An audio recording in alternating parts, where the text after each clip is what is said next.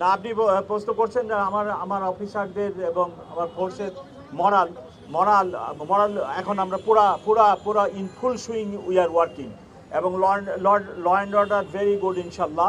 আপনারা একটা দুইটা বিচ্ছিন্ন ঘটনা ছাড়া বড় কোনো ঘটনা বলতে পারবেন না। একটি সিগনিফিক্যান্ট ঘটনা 2 দিন আগে হয়েছে উত্তরাতে, যেটা ফেসবুকে ভাইরাল হয়েছে। ওখানে 5 জন টঙ্গী থেকে এসে কিশোর গ্যাং বা এই ধরনের এরা করছে। ওই 5 জনই আপনারা কালকে আমরা মিডিয়াতে দিয়েছি, 5 জনকেই অ্যারেস্ট করা হয়েছে, সন্ত্রাস দমনে মামলা নেওয়া হয়েছে।